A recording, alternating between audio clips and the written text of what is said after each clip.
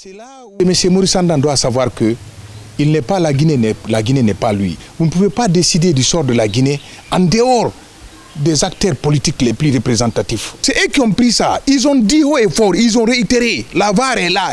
L'annonce du ministre des Affaires étrangères de la Guinée concernant la tenue des élections en 2025 a provoqué une onde de réaction et continue de raviver les débats dans le paysage politique guinéen. D'ailleurs, la problématique divise des acteurs. Pour ce membre de la cellule de communication du parti, il n'en est pas question de glissement. C'est là où M. Maurice Andan doit savoir que il n'est pas la Guinée n'est pas lui. Vous ne pouvez pas décider du sort de la Guinée en dehors des acteurs politiques les plus représentatifs. C'est eux qui ont pris ça. Ils ont dit haut et fort, ils ont réitéré. La VAR est là. Elle ne fait que souvent répéter dans les réseaux sociaux que le 31 décembre, que la transition prendra fin. Nous, on s'en tient à ça. Pas 2025. Il ne peut pas décider de la Guinée et seul.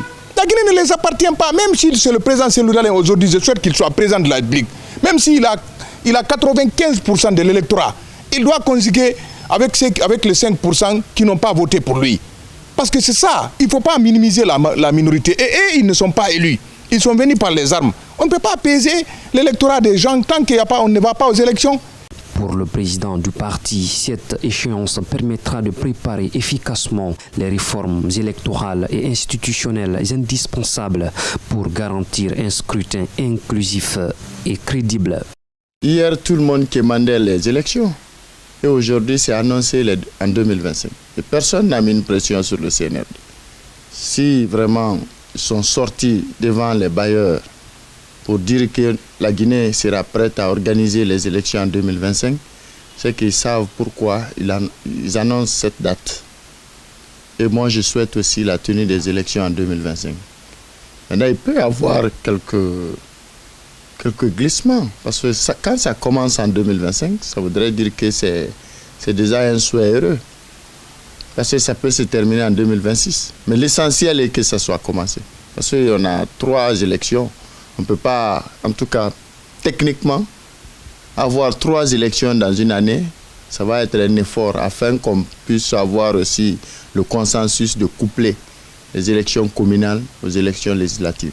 Du côté de l'opposition, le ton est plutôt méfiant. Le parti de Cellou Dalein Diallo a accueilli la déclaration du ministre Maurice Andan Kouyaté avec prudence. Cependant, le débat sur les réformes et la faisabilité du calendrier électoral se pose aussi avec acuité. Cet analyste politique reste à la fois sceptique et confiant quant à la capacité du gouvernement de transition à tenir cette promesse dans le délai impartial.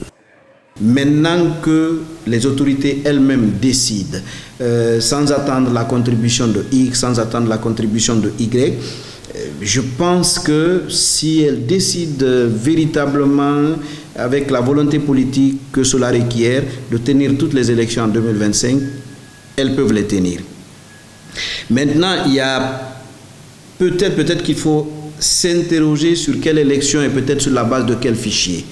Est-ce que peut-être c'est une élection à laquelle tous les électeurs pourront participer? Est-ce que c'est une élection à laquelle tous les candidats qui le voudraient vont participer?